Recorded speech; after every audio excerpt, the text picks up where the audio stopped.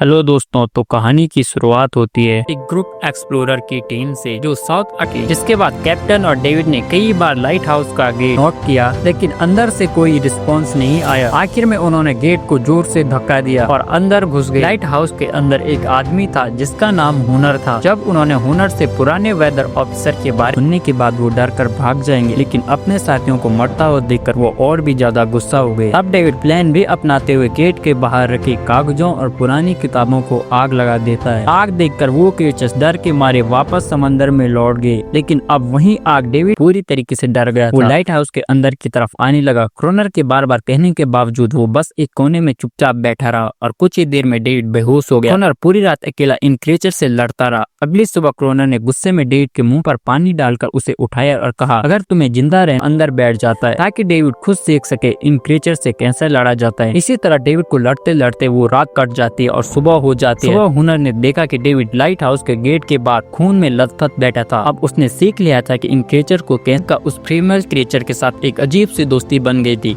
David को अब उसके लिए बुरा लगने लगा था। अब उसे समझ आ गया कि अपने लोगों को छोड़कर अकेले रहना कितना मुश्किल होता है। शायद वो क्रीचर भी कुछ ऐसा ही महसूस करती थी। डेविड ने उस क्रीचर को एक नाम भी दिया, अनारियस। इसी तरीके से दिन गुजरते गए और फिर क्रोनर को लगा कि शायद वो क्रीचर डेविड को मार चुके हैं, लेकिन असल में वो तो सिर्फ दो छोटे बच्चे थे। डेविड ने जैसे जैसे करके अपना डाइविंग सूट वहीं छोड़ दिया और ऊपर सतह तक खुद को पहुंचाया। उन्हें वहाँ कुछ पुराने बॉक्स मिले जिनमें डायनामाइट था। इसके बाद ये दोनों काम पर लगे। लाइट हाउस के आसपास 2 लेयर्स में डायनामाइट हैं, लेकिन अब भी काफी सारे मॉन्स्टर लाइट हाउस पर हमला करने के लिए तैयार हो जाते हैं। इस वजह से क्रोनर दूसरा लेयर भी ब्लास्ट कर देता है और दोनों उस जोरदार धमाके में बेहोश हो जाते हैं। अगली सुबह जब दोनों होश में आए तो उन्होंने देखा कि एनारियस वहाँ नहीं थी। ब्लास्ट में चारों तरफ मरे हुए क्रीचर्स पड़े हुए थे। क्रोनर उन सबको मार रहा था जो जख्मी हालत में थे और जिंदा बचे थे। तभी डेविड की नजर उनमें से एक के गले में लटके एक नेकलेस पर पड़ी। उस लोहे का रॉड उठाकर जैसे ही डेविड पर वार करने जा रहा था, डेविड ने उसे उसके असली नाम से पुकारा और कहा, रुक जाओ रॉबर्ट, तुम खूनी नहीं थे और न हो सकते हो। ये सुनकर क्रोनर एकदम रुक जाता है। असल में रॉबर्ट ऐसा इंसान कभी नहीं था। इस आइलैंड पे आने के बाद अकेले रहने की वजह से उसकी मेंटल हेल्थ बिगड़ चुकी थी। क्रोनर को एहसास हुआ कि ये क्रीचर्स कभी लड़ना नहीं चाहते थे, वो बस शांति चाहते थे। क्रोनर ने उन्हें सिर्फ इसलिए मारा ताकि वो खुद को पावरफुल दिखा सके, और अब क्रोनर ने अपनी गलती का एहसास हो चुका था और अब इसलिए उसने खुद को इन क्रीचर्स के सामने सरेंडर कर दिया और कुछ ही पलों में उन्होंने उसे मार दिया।